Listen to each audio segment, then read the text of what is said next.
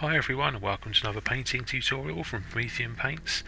Today we're going to be focusing on the Lord of Poxes from Death Card from the Warhammer 40,000. Really cool model. He's been out for a few months now, but I've only just managed to get my hands on him. He went out of stock really quickly. As you can see, I've done two sub-assemblies. First is just the main model, second is the base. The only reason I split them across is because I just wanted to add a huge pile of skulls in front of him. They're just your standard Citadel skulls from the big skull set you can get. So first what I've done is I've undercoated the model in a colour called Tenebrous Grey from AK Interactive. You can just go straight for a matte black, but if you've got Tenebrous Grey, it's a great colour. It's a nice deep dark purple, almost black. It gives a nice dusty finish, and it's just a different shadow colour really. So we're going to focus first on painting the armour, and for that we're going to start off using AK Dark Green. This would be Caliban Green, I think, from the Citadel range, maybe even the Warpstone colour from Citadel. But this dark green gives a really nice dark finish. This is your sort of general shadow colour, general first colour we're going to be applying. We'll be applying a couple of washes over the top of this to give it a bit more depth, but this is the sort of darkest green we'll be using, and only a very small amount will be left on the model once we're finished. So yeah, the first step is relatively straightforward. You just need to go around picking out all of the armour in this dark green colour. Of course you can use this tutorial to paint the rest of your Death Guard guys. There are a few tutorials already on the channel. One for a Death Guard sort of Sergeant Sorcerer, and I also did the kill team in this. The kill team I did was a bit brighter. This guy I've darkened down quite a lot. I imagine he's quite old on the battlefield, possibly even just after the heresy started. I imagine this guy walking around for. So I really wanted to heavily weather him. But yeah, first step is just to go around and paint this AK dark green across all of the green armour plates. As you're doing this, remember, as you can see what I'm doing now, I'm leaving the Tenebrous Grey in the deepest areas, in the sort of recesses already. So just angling the brush, remembering just to leave little spaces in between the panels and that, where those where the sculpt lines are between panels. If you're painting it in the right direction, you're going to be missing those anyway, leaving them in the deepest, darkest shadows and recesses.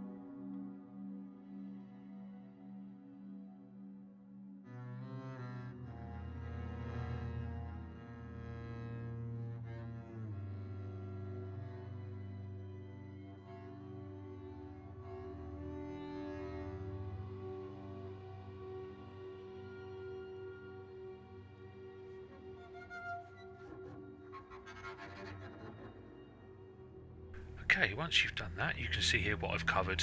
There are some little hidden bits on his right shoulder pad underneath the sort of old robes that he's wearing. Once you've just finished doing that, then we're going to use AK Olive, medium olive green. This is our mid-tone colour. So with this, we're covering probably 90-95% of the black green, dark green that's underneath.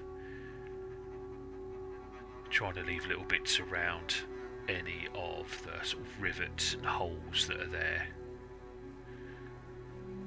As you can see that I just did that there. Little bits on the brush mean that you can scrape the paint and sort of wet dry brush over the tops, so you leave a little bit of that dark green in the surrounding area of the rivet, but you'll still catch the top of the rivet. As you can see, I also work with the shapes that they've been sculpted to, so I'm working it from the bottom edge up into the top.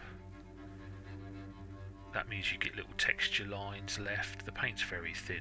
It's a very, very subtle, hardly noticeable, but when you do a few layers like that and you remember to add your highlights in that direction, it does help start understanding where shadows and highlights are going to naturally hit. So you just go around now painting in the medium olive green on the armour panels. Remembering this always, even if you're leaving one of them in dark green, just to edge highlight in this colour and just leave a little bit of that dark green in the deepest areas. Taking a bit of time, a bit of care to do that.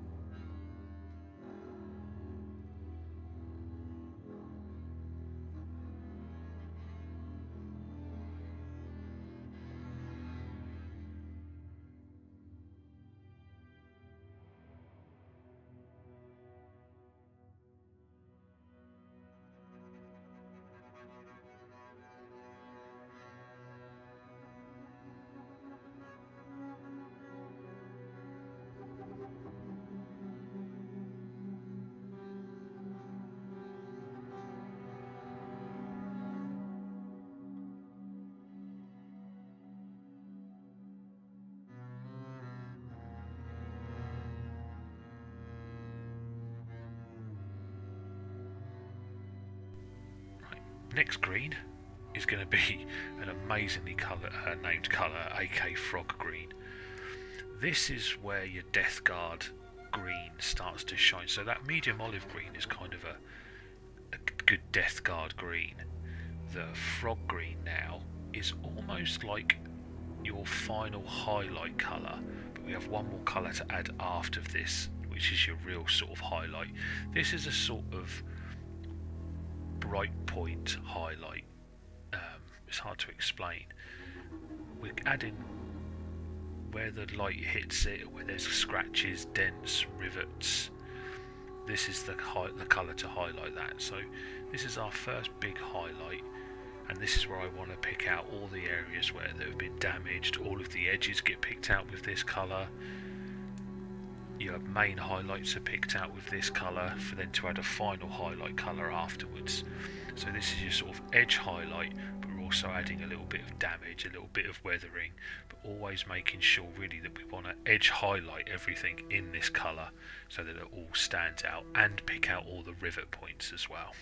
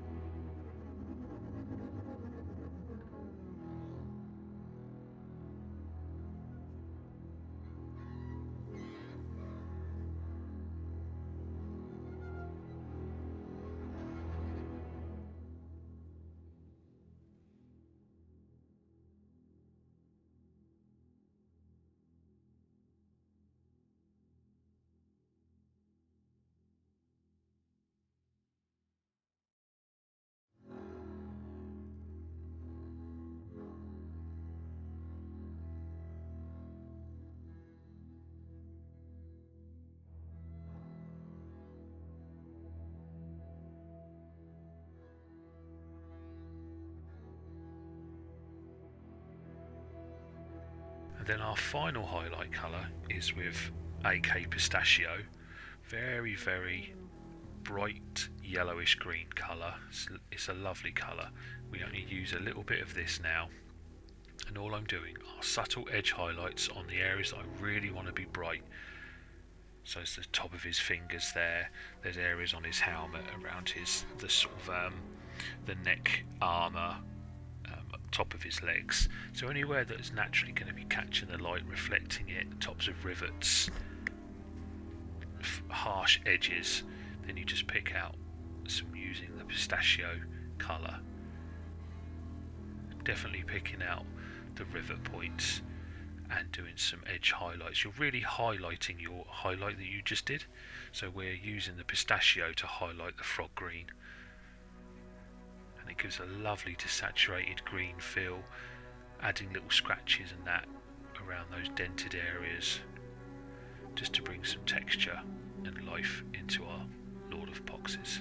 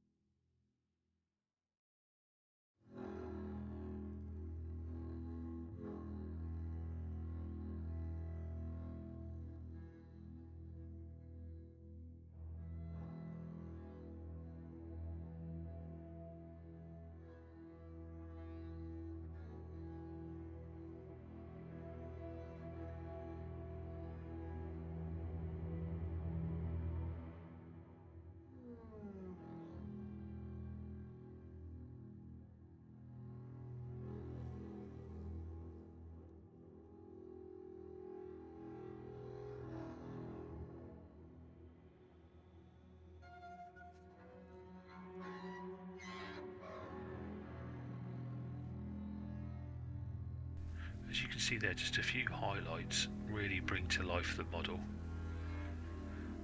Then we're going to use some ice yellow, which would be dawn yellow in the Citadel range, and with a very, very small amount we're now highlighting the pistachio, so just very, very small dot highlights, just to really bleach out some of those armour areas and to be at your brightest points. So very, very little of this. You don't need a lot of it. Tiny little lines and dots here and there. So yeah, for me, I'm imagining the light is coming down from his plasma gun side, directly down from there. So his left hand side diagonally down. So I'm just picking out those bright points.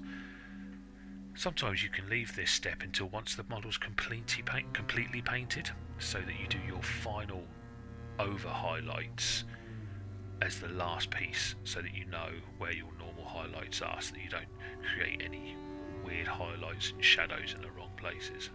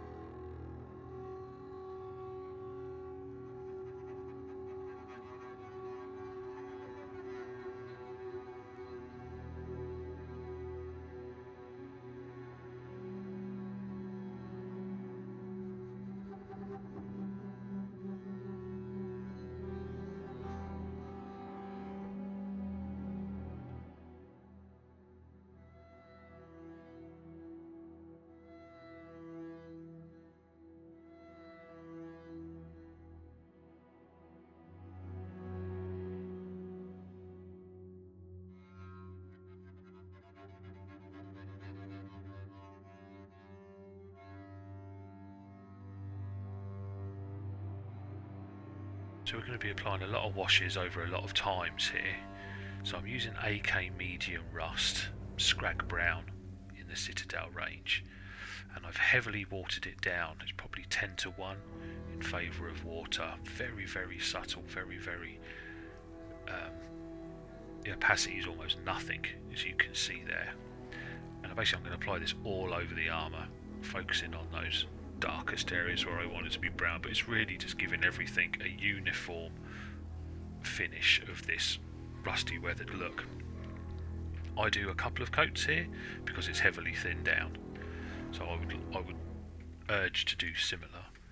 Don't make this too thick because then you'll just ruin it. You'll cover it too heavy a coat, and it will do too much at once and you can't then bring it back. Whereas if it's overly thinned, you can apply multiple coats. So just make sure it's dry and then add as much or as little of this as you want, and it just brings all the greens and yellows together that we've used. It takes some shine away from it. It's quite a matte finish paint, the AK Medium Rust. As I said, we will be applying some more weathering effects later, but this is just to get the ball rolling.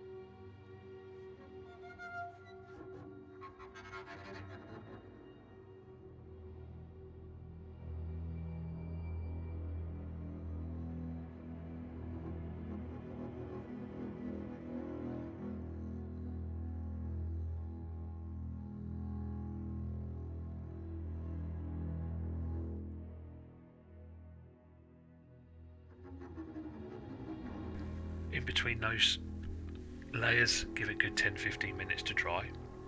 And then what I've gone and done is I've base coated all of the leather and sort of, not Medevh, his robes in AK leather brown, and then use Tenebrous Grey just to clean up all the surrounding areas after we've painted the armour. I just wanted to give everything a nice clean up.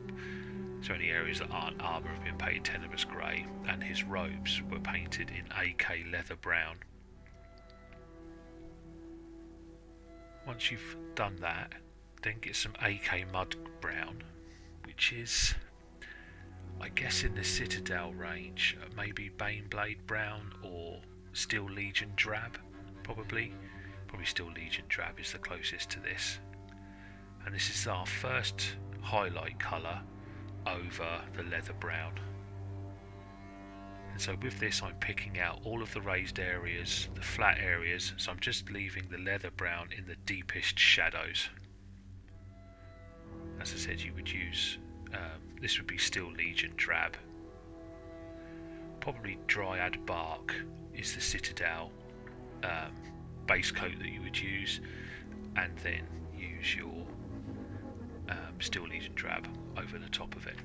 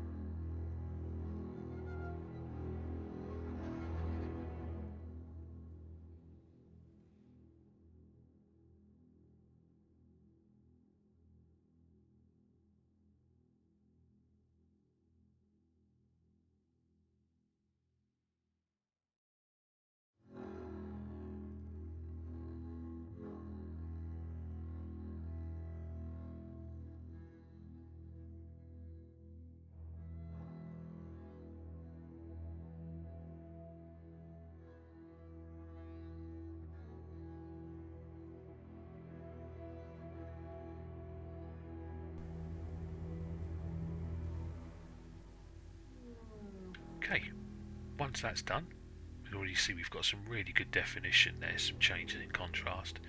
Now grab AK Light Earth, which is maybe Xandri Dust or Baneblade Brown. And now this is our highlight now on basically all the edges. Do as edge highlighting. Any raised areas, highlight those. And this is your opportunity to start adding scratches, highlights around any holes that are on it, of which there's plenty on this one. So yeah, this is your edge highlight colour, and to highlight all the peaks of the ridges and any raised areas, anywhere where there's good texture, where it's raised up, highlight it with the AK Light Earth or your sort of Xandri Dust. It's actually a very pale brown, which we're using here, but it still gives that sort of leathery look to it, as we've used that leather brown as our base coat.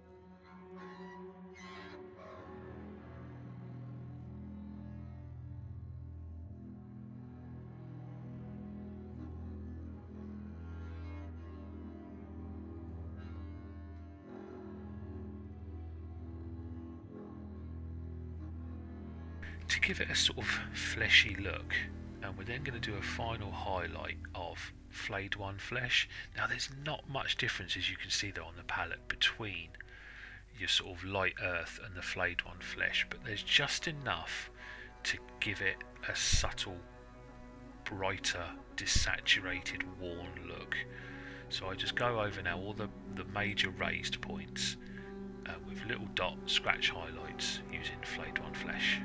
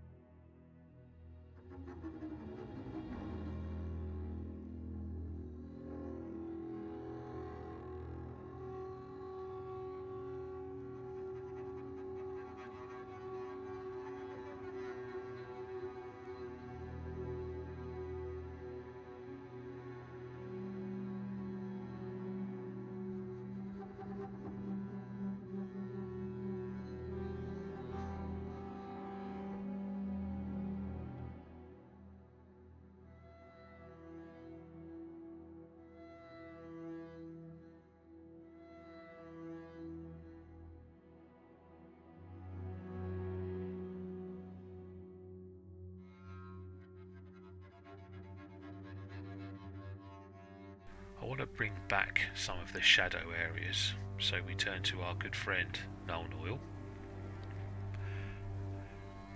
And now I just apply this. I'm still using that size 20 brush, or was it a size 0 brush from the Raphael ones. It's a size 0 brush. So yeah, the brushes I use is the Raphaels.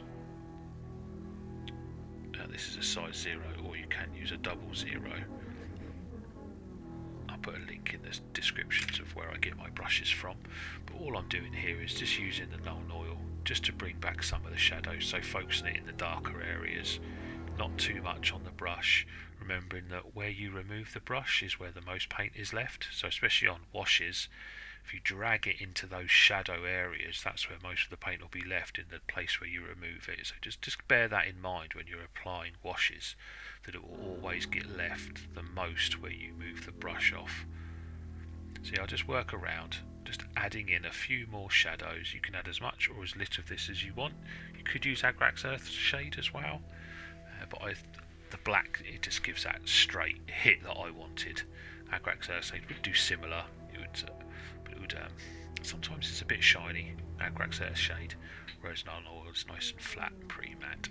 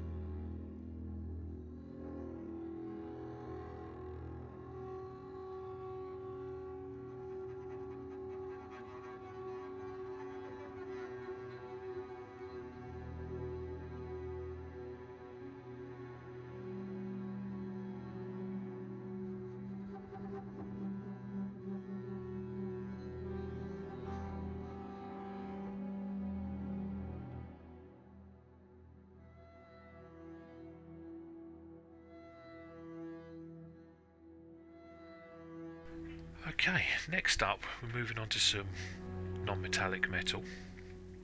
So this is giving the metal effect but without using metallic paints. So we're using a few colours here. It seems quite daunting at first, but trust me, doing it this method is straightforward. So what we're going to do is anything that you want bronze, base coat in AK Hull Red. So this is our first very, very dark red colour that we'll be using. Hull Red is a bit like corn red, if you wanted to use that instead. So yeah, there's nothing fancy here, just any areas that you want to be bronze, highlight base coat in the Hull Red. And because these are sort of raised areas, that Tenebrous Grey, like these highlights, that base coat that I've done there, as you can see, I'm not covering all of the Tenebrous Grey. I'm still leaving a very, very small bit in those bottom edges, naturally creating natural shadows with it. So just keep that in mind as you're going around. It's not as easy to do on those big bits of trim on his shoulders, but in some areas where it's raised up, if you can, leaving a little bit of that Tenebrous Grey in the bottom areas just helps the definition.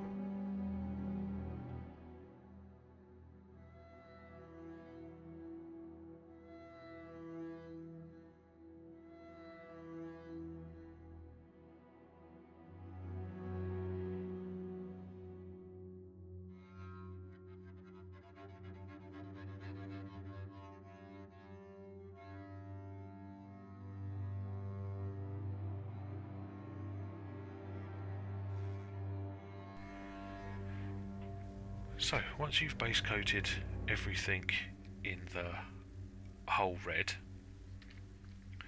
we're now going to move to our sort of first highlight colour. This is what really starts giving it that sort of bronze look, which is the AK Medium Rust.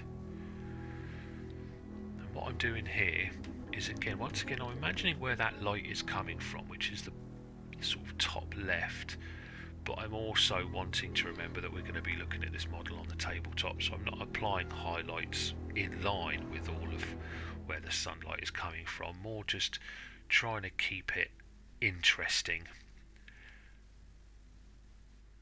So always remember with non-metallic metal that you'll have very, very bright points and very, very dark points, and it's the contrast between the two that gives you that metallic feel. So when I was doing the trim there, you'll notice that on this leg armour there, it's split into two parts, right, the right bit and the left bit.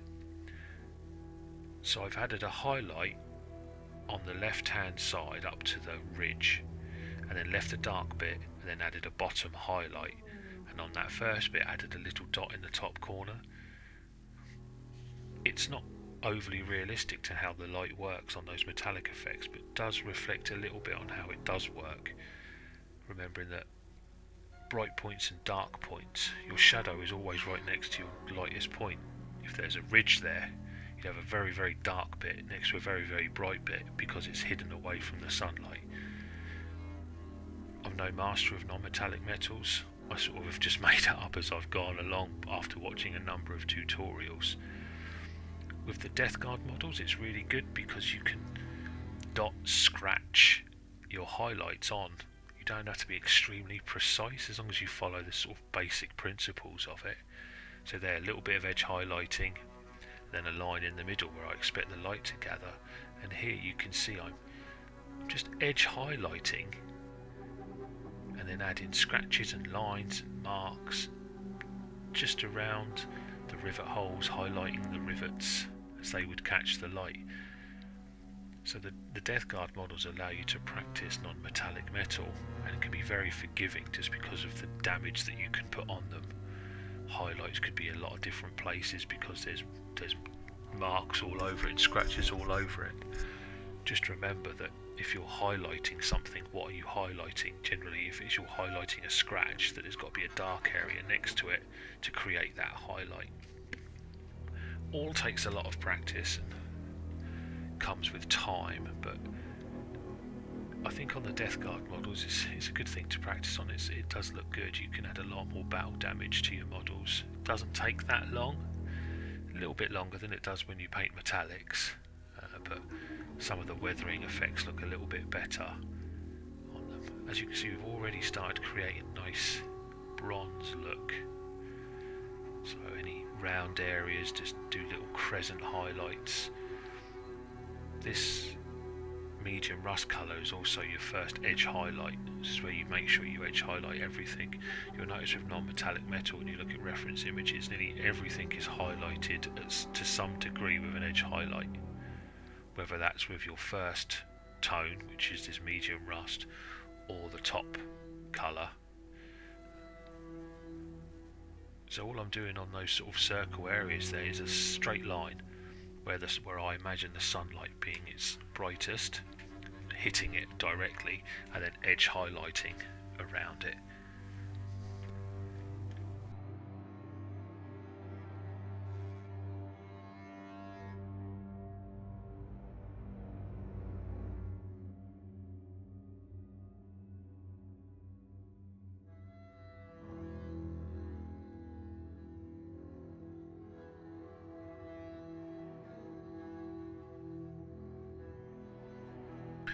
Okay, we're now going to move on to maybe our first highlight. This is going to be with an amazing colour. This is AK Light Rust.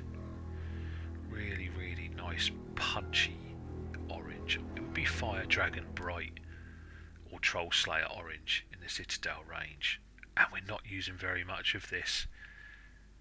Where you've done the medium rust as your initial bright point, this is almost highlighting that. So this would be where the sunlight is initially glinting off of your bronze.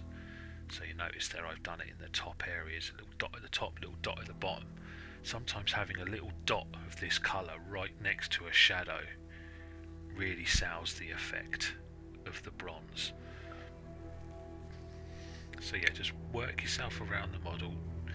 Pretty much this is my edge highlight colour. picking out those interesting shapes with the light rust colour. Imagine the sun on this section here. I've just done a line through the middle there, where I imagine the sunlight is catching it. Just a simple line, like a ray of light hitting it. Here, a line straight through the middle there, straight forward, and a simple, almost like a T shape. Little dots of where the sunlight will catch. There's lots of reference photos on the internet about how sunlight and light works on different shapes, how they work on cylinders, on flat surfaces, how they work with gold, with bronzes, with coppers, with silvers. They all work ever so slightly differently, but mostly the principles are the same, and mostly they work around contrast. But as you can see here, little lines, dots, scratches, anything that looks like it'd catch the light is just having a highlight done to it now. As you can see, my bright point there on this shoulder pad, this section that I'm just working here, this is the brightest point that I wanted. So I imagine that's where it's catching the light, and there'd be a little shine point in the centre there of where I'm working. And if it looks a bit blotchy, one of your highlights, little dot highlights around it of that colour really helps blend the colours together.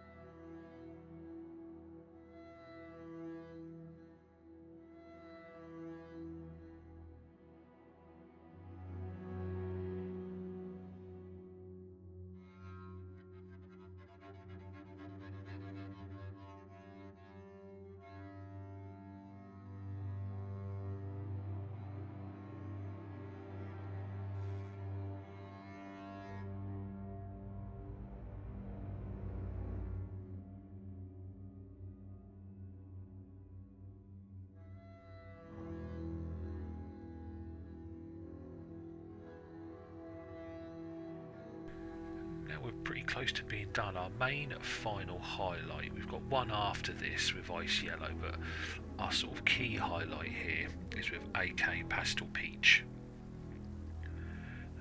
Very small amounts here. Generally this is the bright areas where that sunlight has caught it the most, so just little dot highlights is needed on your brightest points. You can see here I'm just knocking back some of the highlights where I actually forgot to do that first highlight on the Nurgle symbol on his leg there. These colours work great together. There's such difference between the four colours. You can see on the wet palette there, look at the tonal differences between those four colours, but actually they blend almost effortlessly when being applied, as we've done here. So yeah, this Pastel Peach, really good colour. Just do your final highlights, and where you do a little dot, just remember maybe a couple of dots next to it just to help blend it in a little bit. If you're doing a longer highlight with this colour, just where you're extending the line out, just change those into little dots. It just helps spot, especially on these Death Guard models, like I said, where they're all worn and torn and heavily weathered. You're almost done with the non-metallic metal bronze.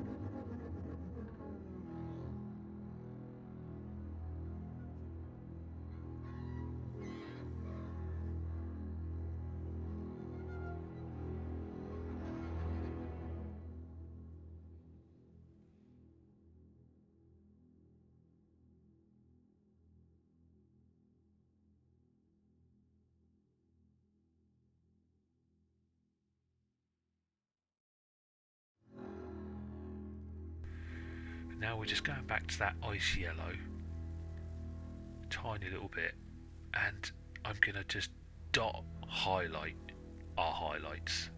Very, very small amount of this. Don't need much. Too much and it's gone. The effect is destroyed. But just a few dot highlights here and there just to really make... Look how much that's made that shoulder pad shine. Just by adding one dot of colour.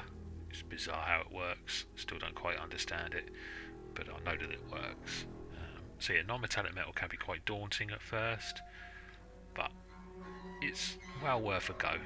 It can be fun. It's not fun painting an entire army. Maybe just on some characters here and there. It's good fun. Like I say, especially on Death Guard, where you can get away with a few things just because of how they look and are damaged.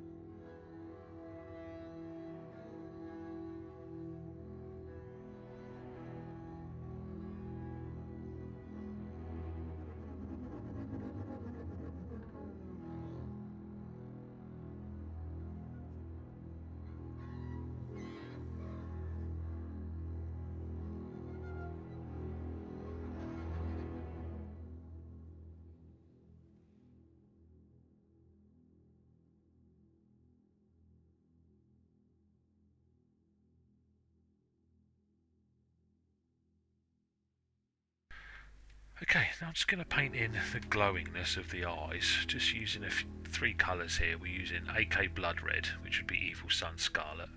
Then I'm using AK Intense White, but any white will do. And then Green Stuff World's Fluorescent Red. And all I'm doing here is simply painting in the red of his eyes, little circles. And also I later go on to paint that sort of tube vent that's coming out from the side of his face. So I base coat that in AK Red. I then just add simple white dots, almost where the bright points of the eyes would be, and then just paint over everything in the fluorescent red. For the eyes, I then go back and add another white dot and just go over them in AK fluorescent orange, just to give a real glow to them. And that's all of the fluorescent reds that we need to do on this model.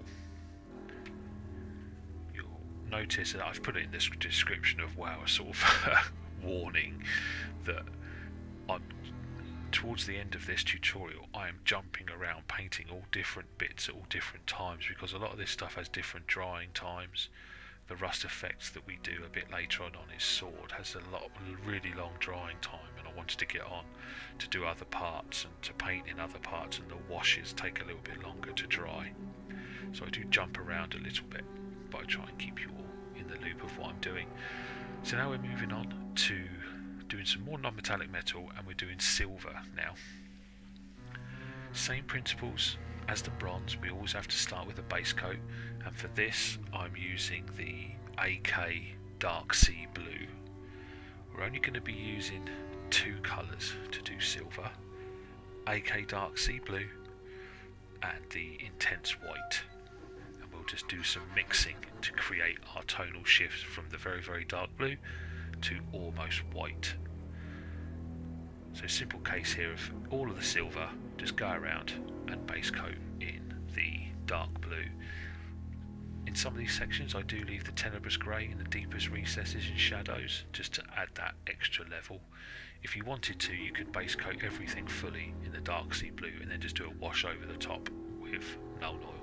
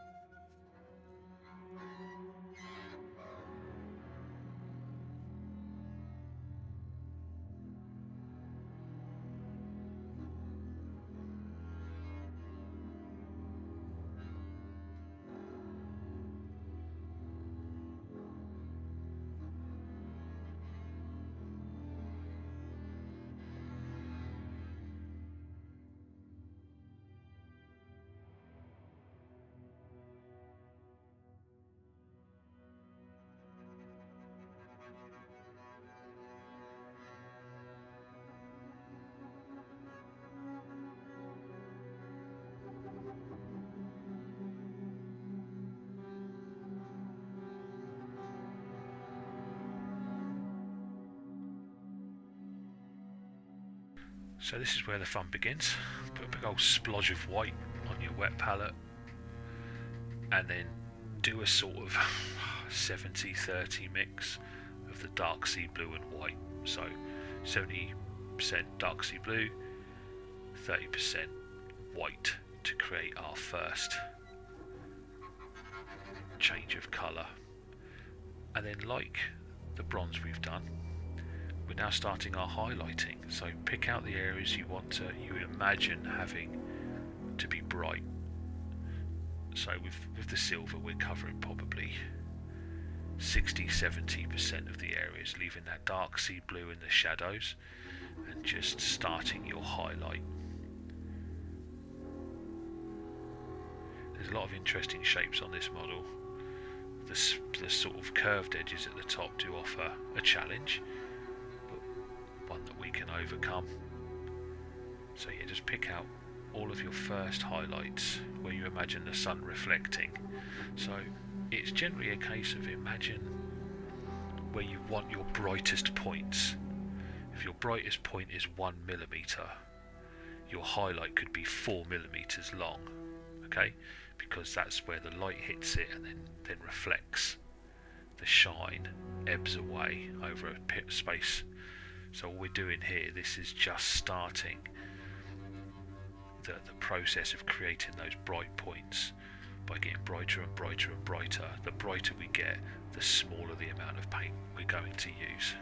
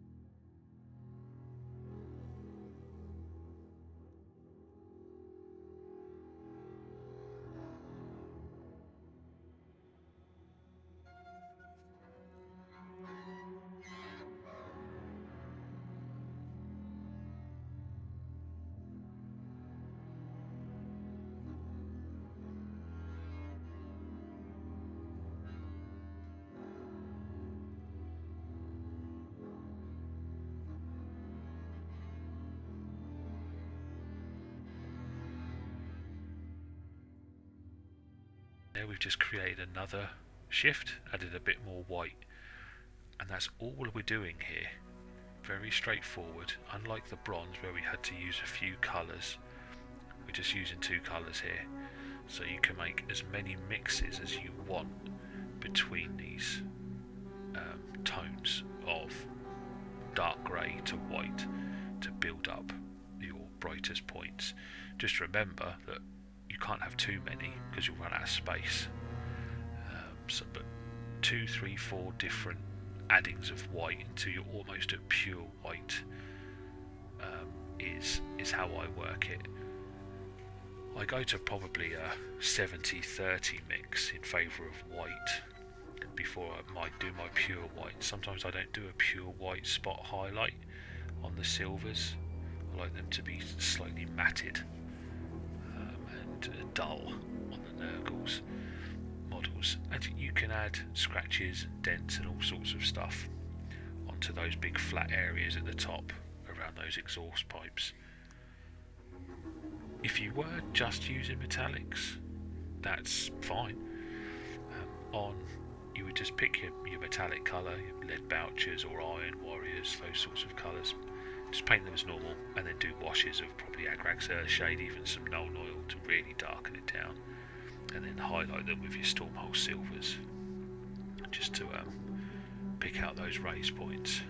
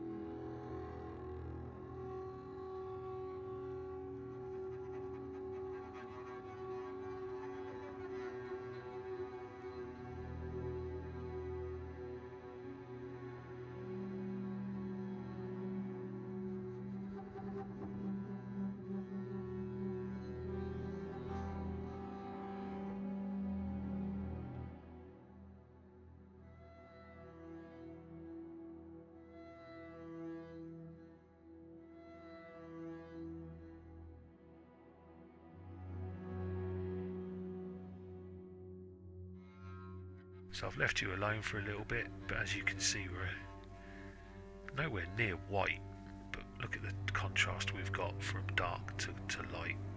This is my sort of overly edged highlight colour, pretty much edge highlight everything in this tone of silver. I get to a point that I'm happy with, that I'm nice and bright. I'm not too bright. I didn't want to be over the top bright on this model. I wanted it to be very grim dark.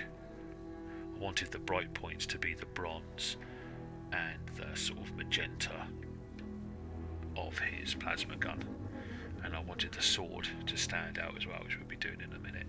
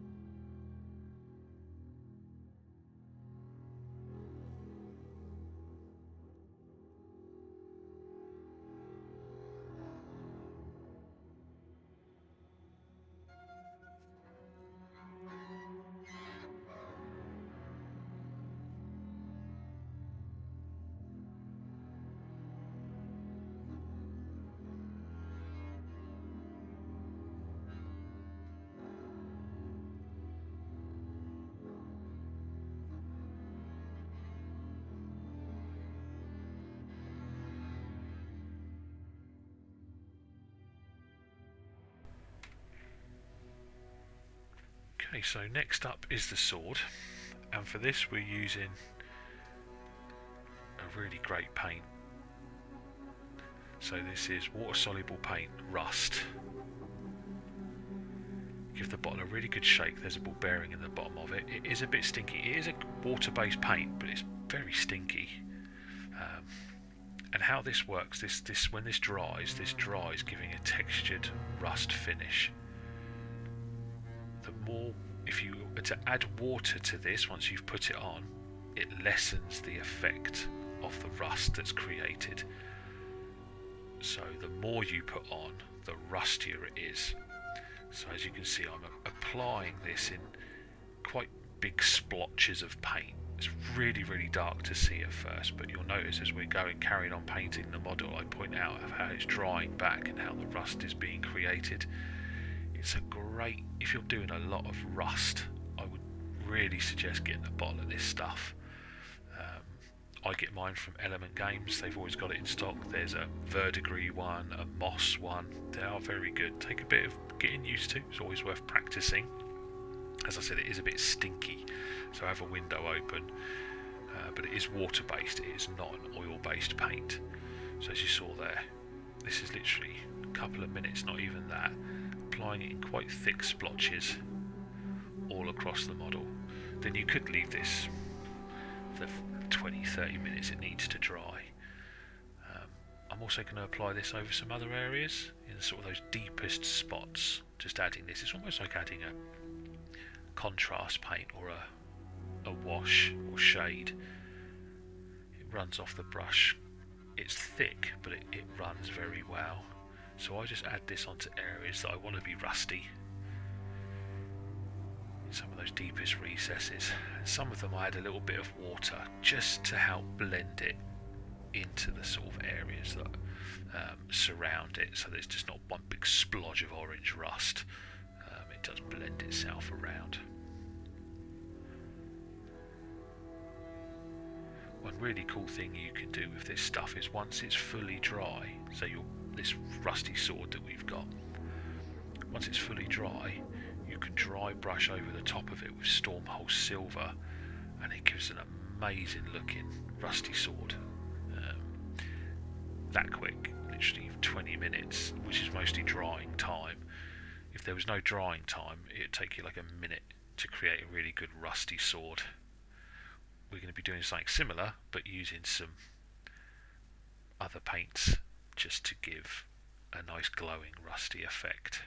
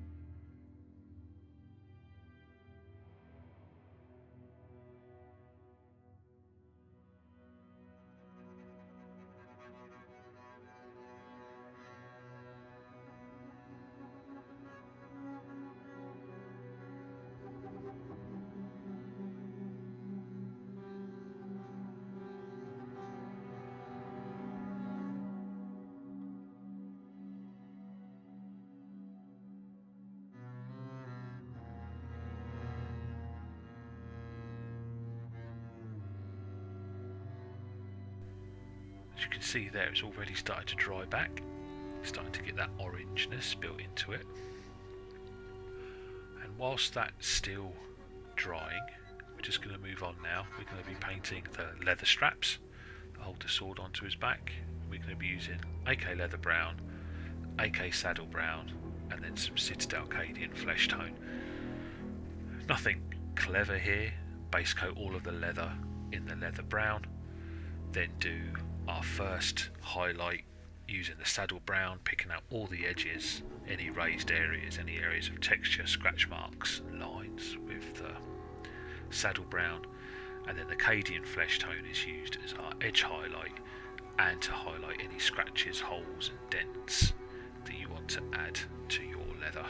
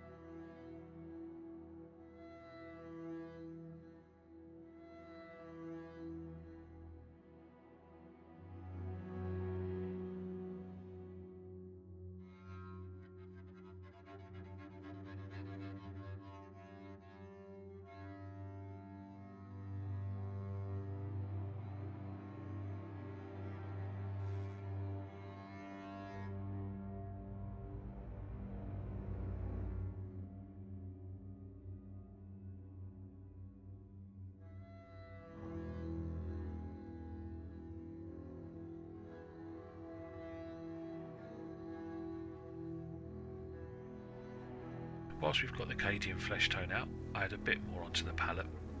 Going to be painting the pipes, fleshy pipes that come out of him. So you will need probably 2 coats of Cadian flesh tone across these fleshy areas, as we're sort of covering a very, very dark colour. You could, if you wanted to, base coat them in like Bugman's Glow or any one of the flesh base coats, but Cadian flesh tone covers enough that a couple of coats will give us what we're looking for.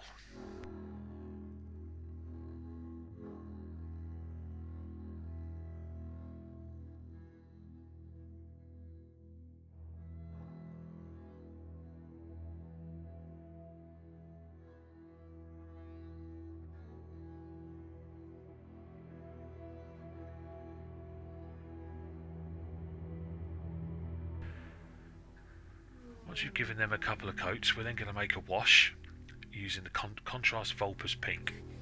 1 drop of paint, 5, 6, 7 drops of water, very, very thin. You can see there it's hardly covering my thumb.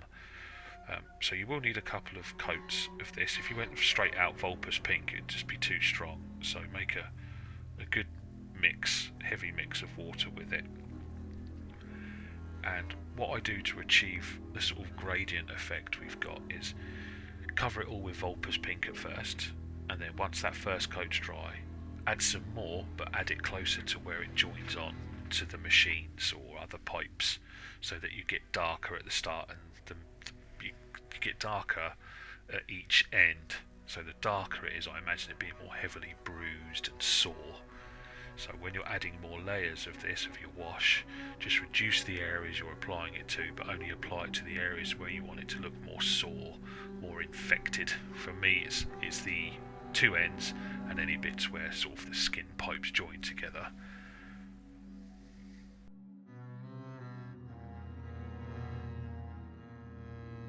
Our first point where we're jumping around. As you can see, look how well that sword is starting to dry back, and as you know, I'm doing things almost real time with you guys here. So what I'm doing there is I'm going back to the AK light rust. We can add some texture and highlighting to our sword. So what I'm doing here with dots, scratches, trying to not do straight lines here. I'm using the sculpt of the sword, what's naturally been created with that rust effect. We've added the shapes to add this light rust as our first highlight, where the sort of rust is at its worst, which I imagine to be all the edges around any holes, anywhere where that rust is really collected. We're just going around highlighting that, but then added some texture as well, some scratch marks and some lines, just to give it an initial burst of colour and to make it stand out.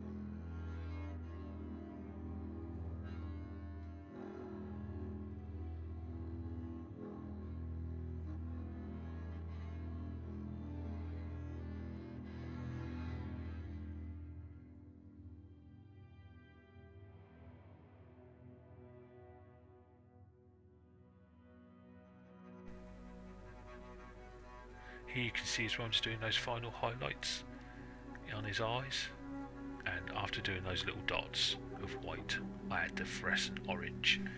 Okay, then back to the fluorescent orange here. That's what we were going to do something, but that AK fluorescent orange, just to make those eyes pop a little bit more. Fluorescent orange to our rust. Sounds bizarre, but it will work.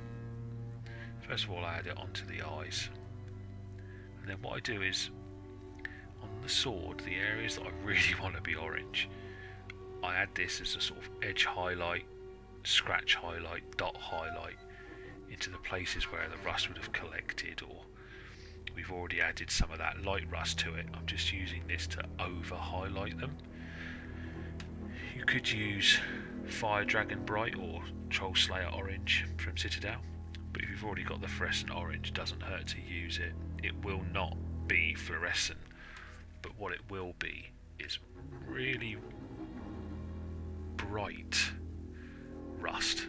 The light rust is nice and bright, but this fluorescent orange really just helps oversell the rustiness of his sword and gives just a different finish, a different look and feel to it.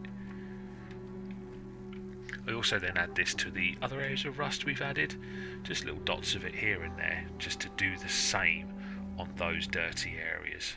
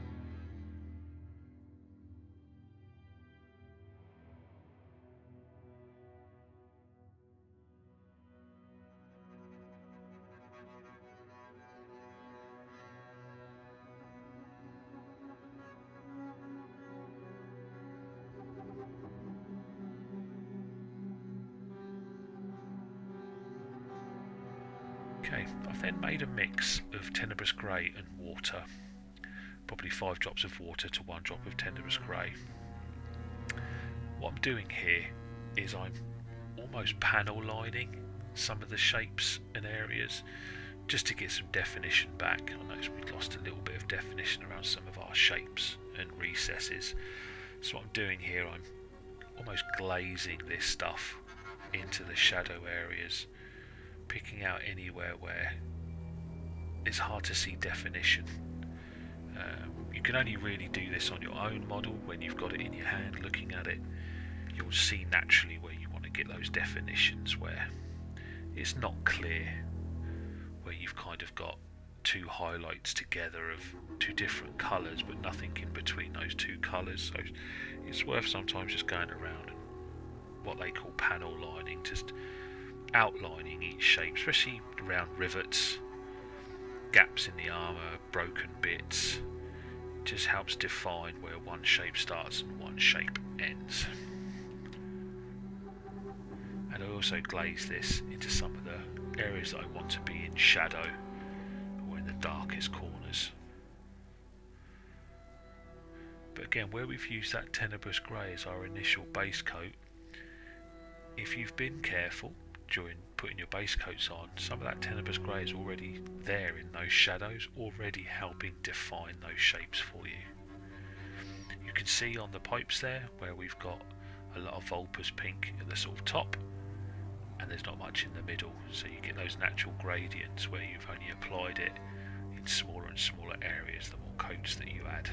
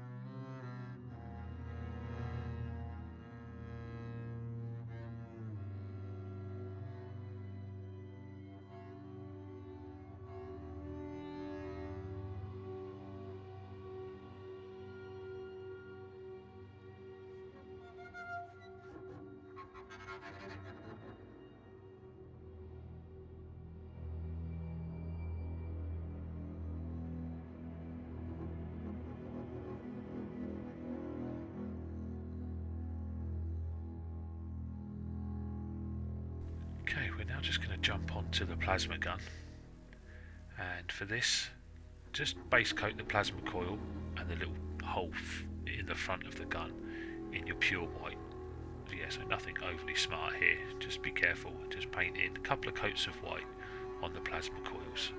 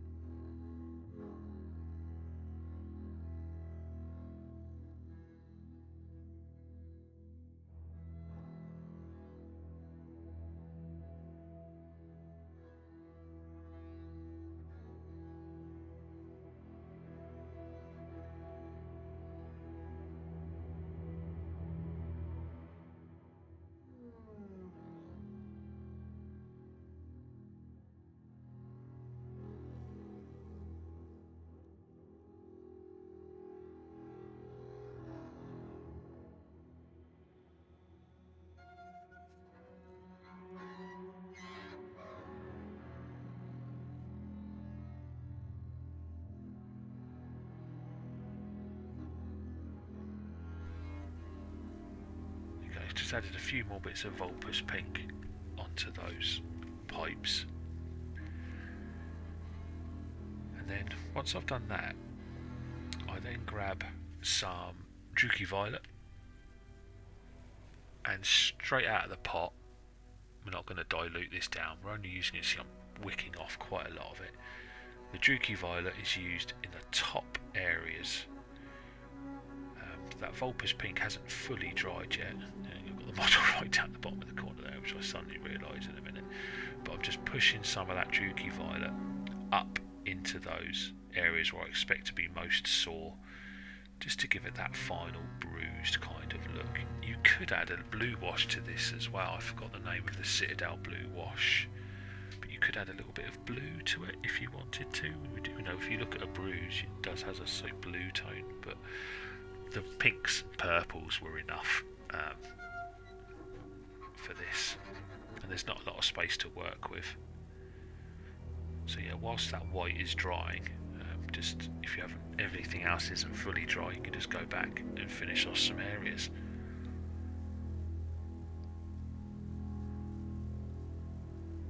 Okay, to paint in the plasma cores, we're going to be using Green Stuff World Fluorescent Rose, and it's just a simple case of painting over that fluorescent rose all over the white coils and into those little vent ports at the front. Because we're not using the airbrush to get a sort of glowing surround to this, this is a very simple way of creating a very, very bright plasma coil, just using white and a fluorescent colour.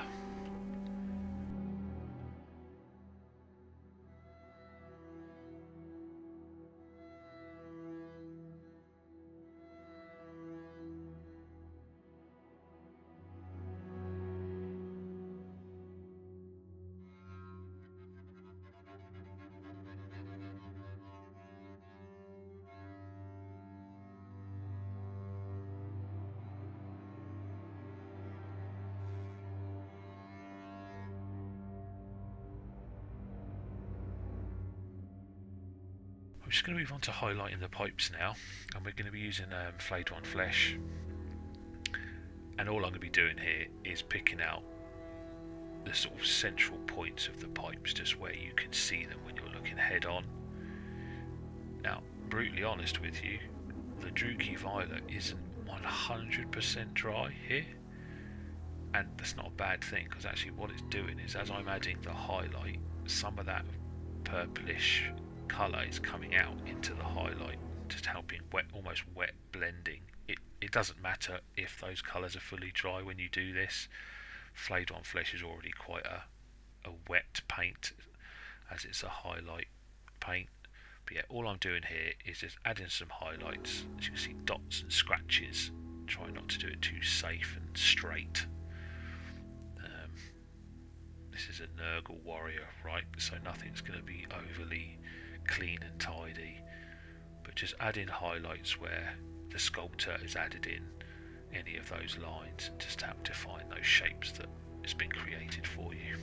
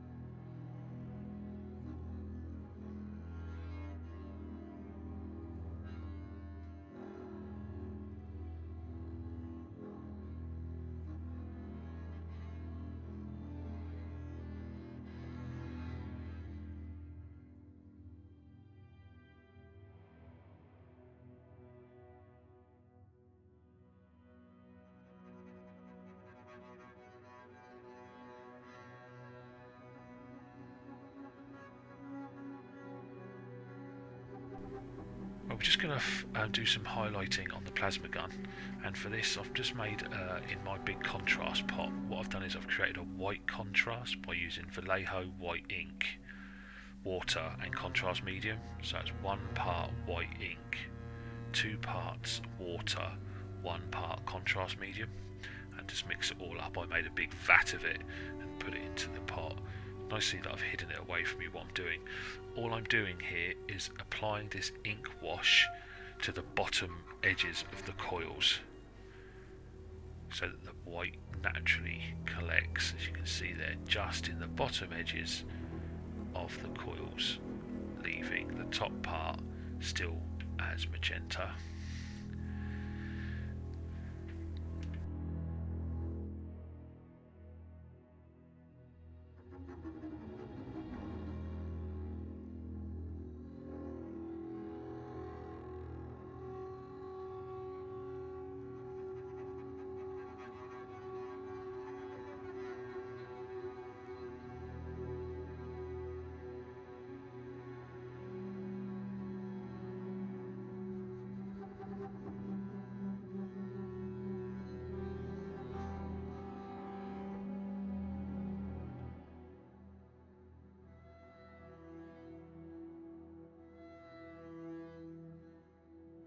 And then once that white ink is dry, grab your fluorescent orange. I know it sounds a bit weird, but your fluorescent orange is your highlight colour of the magenta. Very, very subtle tonal differences in the two actually. Once they're painted on, the magenta still shines through, but the orange just gives it a bit of a weird, evilish, odd highlight, other than just applying a bit more magenta or a bit more rose fluorescent as your highlight. It just gives it a slightly different look and feel. You could, if you wanted to, just highlight with another bright pink. Grab some of the AK Wargame Enamel Liquid Pigments Pink Fluor, which is an enamel paint, so it's an oil-based paint, so you have to have a different set of brushes for them. And you could just use little dots of that to highlight your pink, and it's really bright. Still do the white, but put that enamel fluor wash over the top. You can see there that I've attached him to the base as well, and the base was painted. To do the base, I just added some Green Stuff World tufts and some Citadel skulls onto it. It was all base coated in the Tenebrous Grey, and then I dry brushed going over it with a very, very dark brown, which was AK Grim Brown, but sort of Rhinox hide would be okay, and then dry brushing it with the AK Mud Brown, then AK Light Earth, and then just a little bit of Ice Yellow mixed into that light earth, just to do some get some dry brushed highlights onto those skulls, and then fix the Lord of Poxes onto it. You can see there I'm just adding some final touches onto that sword, just to give it a nice rustier feel. So yeah, a bit haphazard towards the end as we're jumping around, just fixing up the model, but yeah, there he is in all of his glory. The sword fully dried there with all of his highlights on. Nothing else has been done to the model. The photos you're seeing here is how it was finished on that last clip there. So yeah, I hope you enjoyed this tutorial. Hope you've learned some new techniques and some new weathering techniques. As always, like and subscribe, add some comments, it's really appreciated. And happy painting, my nurgly friends.